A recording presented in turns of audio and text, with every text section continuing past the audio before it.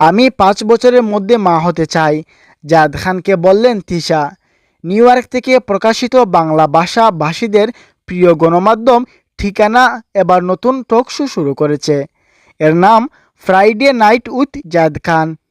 সেখানে প্রথম অতিথি হিসাবে ছোট পর্দার জনপ্রিয় অভিনেত্রী তানজিন তিশাকে নিয়ে হাজির হলেন জাদ খান।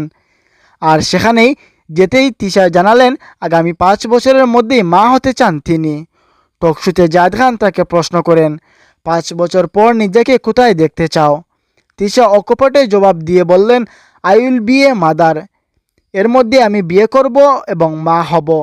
তিশা আরও বলেন, দেখুন, এভাবে কেউ হয়তো বলবে না যেভাবে আমি বলেছি, কারণ মানুষের প্রফেশনাল লাইফের সঙ্গে পার্সোনাল লাইফটাও গুরুত্বপূর্ণ। সেটিও এড়িয়ে চলার সুযোগ নেই, লুকানোরও কোনো কিছু নেই।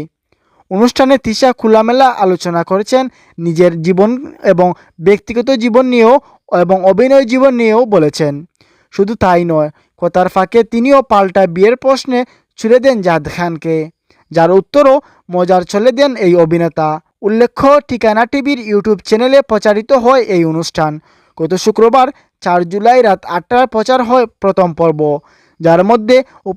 যার মধ্য দিয়ে উপস্থাপক হিসেবে আত্মপ্রকাশ করেন অভিনেতা জাদ খান।